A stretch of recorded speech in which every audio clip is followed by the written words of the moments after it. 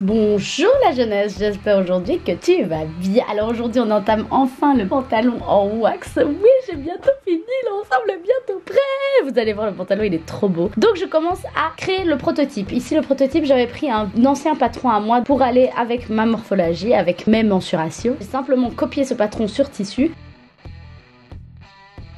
J'ai marqué le sommet de la pince avec du fil et ensuite je couds cette fameuse pince en faisant un nœud au sommet pour pouvoir avoir un fini plus propre. Bon, après ce n'est qu'un prototype donc on s'en fout, mais voilà. Ensuite je couds les côtés et l'intérieur du pantalon. Prends tes affaires, rentre chez toi et ne reviens pas écouter des autres musiques que cette musique de merde s'il vous plaît. Vous pourrez remarquer mon magnifique petit défilé. Et là je me charge du coup de remettre le fameux pantalon à mes mesures. J'ai utilisé mon fameux mannequin que j'ai réalisé dans une vidéo précédente. Je retouche du coup les zones à modifier. Je raccourcis dans le bas et je commence par créer le dessin qu'il y avait sur le fameux dessin du pantalon en wax. Vous voyez, j'ai créé plusieurs ondulations. Pour ça, j'utilise des gros marqueurs parce que j'aime bien voir vraiment de loin ce que ça donne. Il faut toujours prendre du recul sur ce qu'on crée. Si on prend pas du recul, on peut pas voir exactement si ce qu'on a fait est bien. Donc, il y a un moment, je m'éloigne un petit peu pour voir. C'est pareil pour dans le dessin, par exemple. On recule un petit peu pour voir si dans l'ensemble, ça ressemble à quelque chose.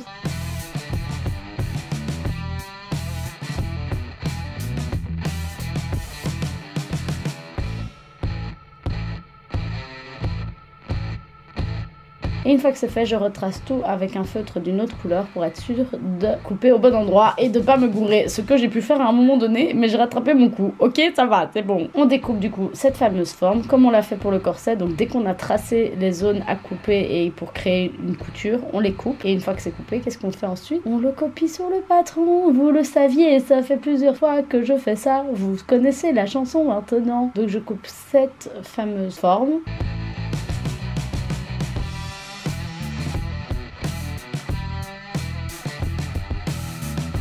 Je découpe l'entrejambe et j'ai donc 3 pièces. Pour faciliter aussi la découpe du tissu, je vais couper la pièce qui est très ondulée pour pouvoir avoir moins de déchets de tissu en fait, simplement. C'est juste une question d'éviter les déchets. Bref, vous voyez ici que j'ai oublié de faire d'écran comme d'habitude. C'est bien moi, n'est-ce pas? Vous me connaissez maintenant. L'écran et moi, ça fait 2. Je découpe et puis je crante alors que ça doit être l'inverse. Je fais l'écran pour l'entrejambe, je fais l'écran pour les ondulations. C'est très important de faire d'écran sur là où il y a des ondulations parce que ça, à coudre, c'est l'horreur. Donc si t'as pas de cran, tu t'y perds et tu te paumes.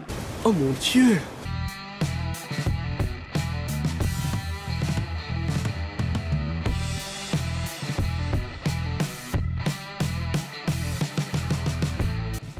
Là, je coupe du coup cette fameuse partie dont je parlais. Je fais une pause.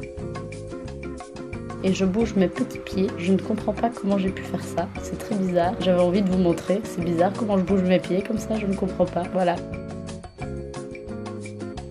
Je retrace du coup ces fameux patrons sur papier, vous me connaissez, vous savez maintenant comment ça marche. Je retrace tout, je marque bien tout l'écran, je marque bien toutes les ondulations, je marque également le droit fil, le contre-fil, je retrace les fameuses ondulations au propre et je continue à tracer tous les autres patrons, toutes les autres pièces. Vous voyez que j'ai nommé les pièces, donc il y a la pièce A, B, B', C et D et je repasse avec le curviligne pour toujours avoir un côté plus net, plus clean. Je vous l'avoue qu'il y a un moment je l'ai plus fait parce que ça commençait à me saouler, donc j'ai fait juste des petits traits et je me suis adaptée à ça. Oui, ce n'était pas très sérieux tout ça, pas très professionnel, I know. Je trace donc les autres pièces en calico qui seront elles en wax. Je trace le droit fil et je continue de tracer. Ensuite ce que je fais c'est que je copie chacun des patrons que j'ai créés à plat pour pouvoir avoir un template de base que je ne modifierai pas ou que je modifierai si j'ai des modifications à faire sur le pantalon prototype. Mais je copie ces pièces là pour pouvoir avoir des pièces que je pourrais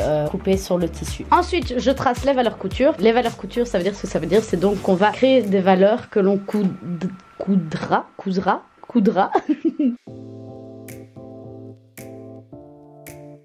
Oh, c'est trop chiant de faire les arrondis. Ah, ça me saoule. Mais faire des valeurs couture sur les arrondis, il n'y a rien de trop chiant.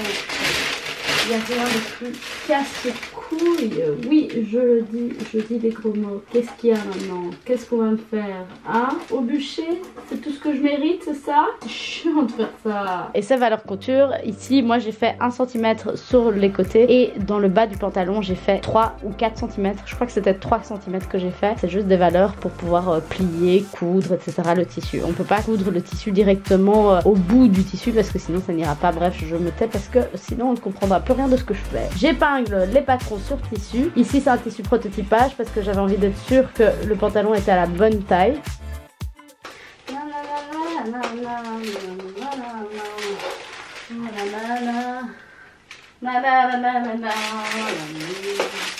Je découpe ce fameux patron dans ce fameux tissu. Vous voyez, il y a beaucoup d'ondulations. Ce fut une galère à coudre.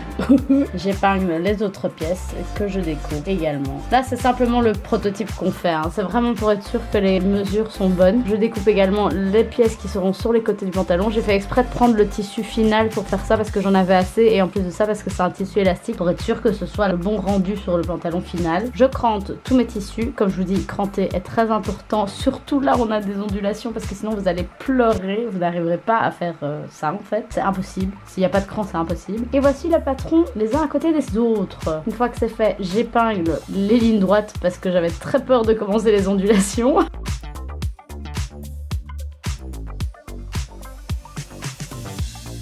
Je couds également le milieu et du coup là on a 1, 2, 3 pièces de chaque jambe et là on commence à coudre du coup cette pièce noire, en fait c'est du néoprène, avec le calicot qui sera la wax dans le tissu final. Le temps d'épinglage est super long, comme je vous disais les ondulations c'est super chaud à faire, donc du coup bon je sais pas si vous avez l'impression que je pète en ce moment mais en fait je suis en train de mettre mes pieds sur mon lit et je crois que ça fait un bruit monstrueux, je sais pas si vous l'entendez mais je ne pétais pas, voilà comme ça vous êtes au courant. Bref, je couds du coup ces fameuses ondulations en crantant le bas du tissu. Ici vous voyez que j'ai gardé les épingles, ne faites jamais ça parce que le rendu était pourri. Ici je l'ai fait parce que je savais pas qu'il fallait enlever les épingles et que ça allait donner mieux. Donc en gros ici au début j'ai fait avec des épingles, après j'ai fait sans épingles et j'ai compris que c'était plus facile. Enfin que je retirais les épingles, j'avais besoin des épingles hein, mais je les retirais avant de les coudre. Et ça permet d'éviter d'avoir des plis dans la couture, surtout là où il y a les ondulations. Et du coup je vais faire ça pour le tissu final pour que ce soit un résultat vraiment parfait. Ici je fais donc les retouches sur le pantalon. Vous voyez que je retouche beaucoup la zone noire parce que je voulais vraiment un pantalon très serré. Comme la partie noire est en néoprène, je me disais qu'elle était un peu élastique et du coup que ça allait aller. J'ai quand même eu un petit souci sur le genou après parce que j'avais trop resserré, le genou était trop serré, du coup je l'ai un petit peu craqué. Oui je sais, vous allez voir. Au niveau du genou j'ai un trou pour l'instant que je vais essayer de réparer à ma façon, je ne sais pas comment, I know, bref. Du coup ici toutes les retouches que j'ai fait sur mon pantalon, je les réapplique sur le patron. Donc simplement si j'ai épinglé à 1 cm du bord, bah, du coup je retire 1 cm sur mon patron, etc. Ici j'ai repris, j'ai enlevé de la matière, donc forcément bah, je creuse sur mes patrons. Et du coup ce que je vais faire après, c'est comme avant, je vais recopier chacun des patrons, ajouter la valeur couture pour pouvoir enfin les couper dans le tissu final. En fait c'est là qu'on se rend compte que si on veut vraiment un vêtement de qualité, il faut faire au moins 3 prototypes. C'est vraiment ça. Parce que c'est là qu'on se rend compte qu'il y a toujours des petits endroits à retaper, à retoucher, etc. C'est vraiment compliqué d'avoir un vêtement vraiment pile poil comme on aime. Ou alors il faut du jersey et des tissus vraiment très élastiques et comme ça on n'a aucun problème. Aussi on peut quand même avoir des problèmes que ce soit trop large, soit trop étroit, mais c'est plus facile vu comme ça élastique, c'est plus simple.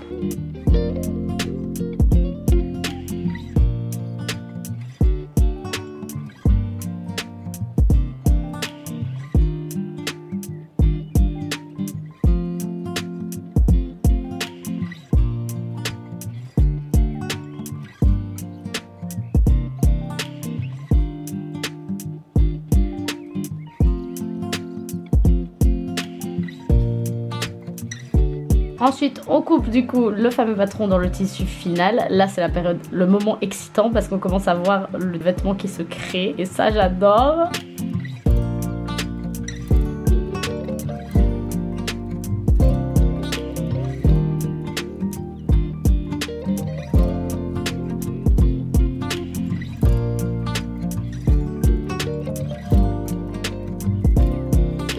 ces fameuses ondulations. Je coupe une en forme qui se trouvera au début du pantalon à l'intérieur pour que le pantalon final soit propre à l'intérieur en fait. Et ensuite je crante, ce qui va me prendre énormément de temps. Je sais pas si vous le voyez, mais sur le patron devant du pantalon, j'ai ajouté une grosse valeur couture qui sera la future braguette. Donc vous allez voir par la suite, vous inquiétez pas. Je recouds les premières lignes droites en premier parce que j'ai la flemme et j'ai très peur des ondulations. Je commence par le plus facile.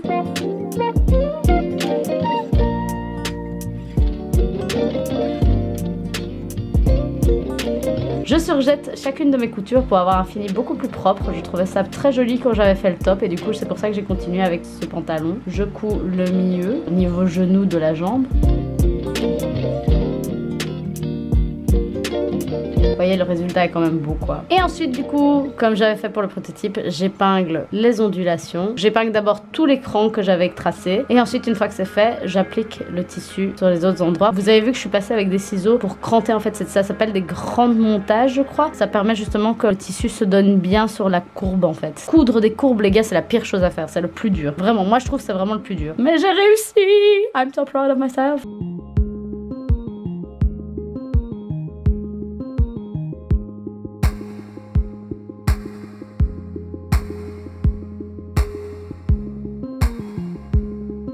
Ensuite, je surjette les coutures que j'ai réalisées. Je fais la même chose avec les autres pièces. Donc j'épingle, je couds et je surjette le bord. On va tous surjeter le bord pour avoir un fini plus propre. Yeah, yeah, yeah.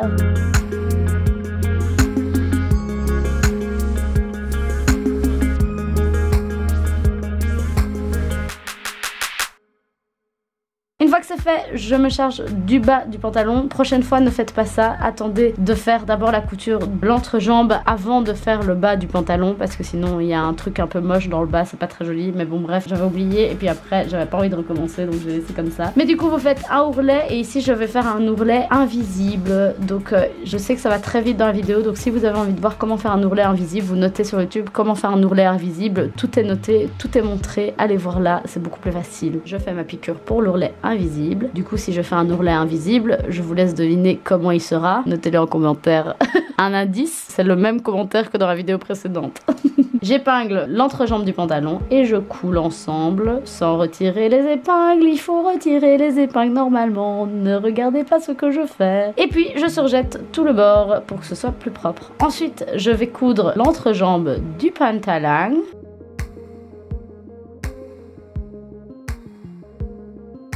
J'épingle l'entrejambe jusqu'à le début de la braguette. Et je couds, je couds, je couds. Et au niveau de la braguette, qu'est-ce que je vais faire? Je vais juste passer comme s'il n'y avait pas de braguette. Donc comme si la braguette était un supplément de tissu. Donc je vais aller tout droit en fait.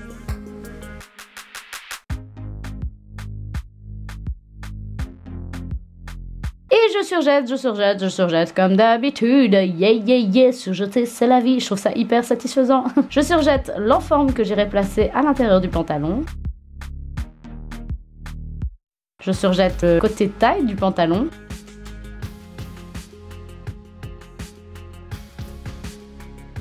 Et je coule les deux enformes entre elles et ensuite je les épingle au pantalon pour ensuite coudre l'enforme au pantalon.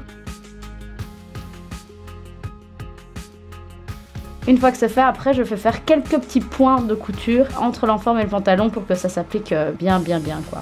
En tout cas que l'enforme ne bouge plus à l'intérieur du pantalon quand on le porte. Et les dents sont tournées vers le vêtement, on les voit pas, on soulève pour faire bien en sorte qu'elles soient contre la couture. Et on vient piquer un des côtés de notre zip avec une des languettes de notre bras.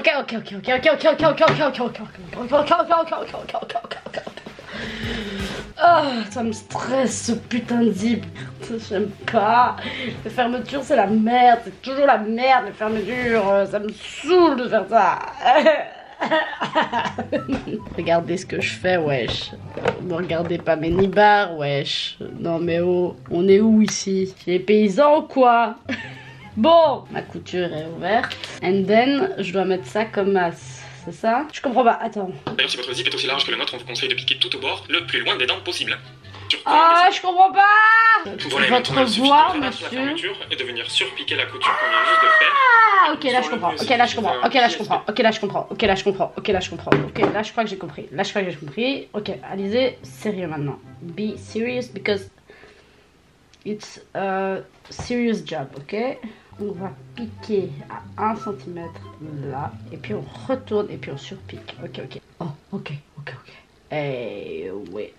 Les gars, je vous jure, je vais faire de mon mieux. Je vous jure, je vais y arriver. Je vous jure. C'est vraiment important pour moi en plus. C'est un challenge personnel. Je me dis non, non, mais si une mamie peut y arriver, je peux pas ne pas le faire en fait. Ah, j'espère que ça va aller, les gars. Je me chie dessus. Je crois que c'est pas assez haut. I will do it. Sans ça, non, je pique juste ça. Ok, je pique juste ça. Je pique juste ça. Oh, je me chie dessus. Maman d'engueule. Non. Il n'y a plus de fil dans la canette. On recommence. Oui. On a mis la canette parce qu'on avait plus de fil. C'est gagné. C'est gagné. C'est gagné. Hurrah.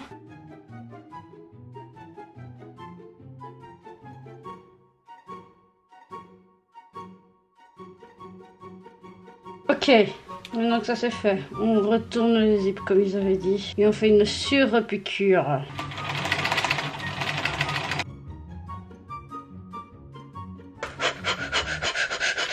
Je me chie dessus littéralement. Ok. C'est la première fois que je fais ça dans ma vie. Vas-y mec, fais péter l'info. Tu me donnes des infos claires et précises. Spéciale fermeture éclair pour piquer, ouvre le pied. On lève le pied, la la li la la la. Et on continue. C'est sur l'une des languettes. Oh, ok, ok, ok. Oh, ok, ok. Oui, il faut pas coudre le pantalon. J'avais compris ça, monsieur. Vous avez un très bel accent marseillais. Je valide beaucoup, monsieur, votre accent. Ok, ok, ok, ok, ok. Oh, ok, ok, ok. Hey, wait. Marche pas de sun. Je suis tellement excitée, j'ai envie d'y arriver. On vient la tracer sur l'endroit avec un... Non mais monsieur, t'as pas dit? Mais tu piques à combien? Encore que ça y ressemble, mais on... Oh, je suis stressée là. Si c'est ça, je crois qu'il faut que je pique directement. C'est pas... Je me chie dessus, je me chie dessus, je me chie dessus, je me chie dessus, je me chie dessus. Ah ouais, mais hé, moi je fais comment après?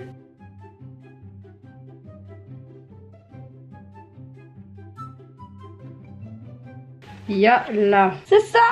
C'est ça! Je crois que c'est ça.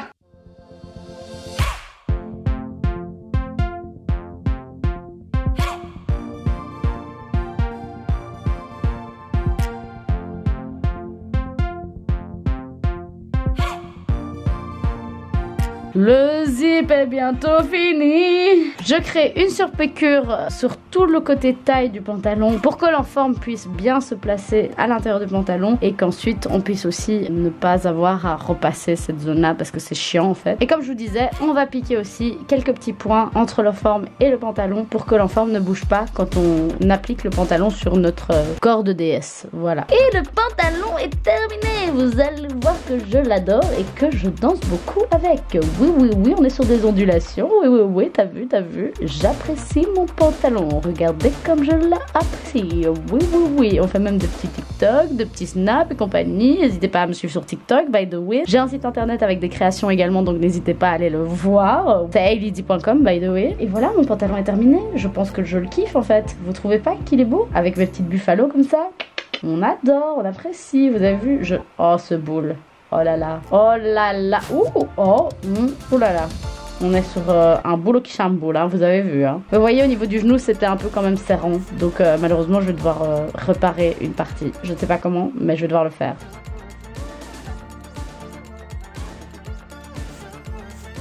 J'ai fini mon pantalon.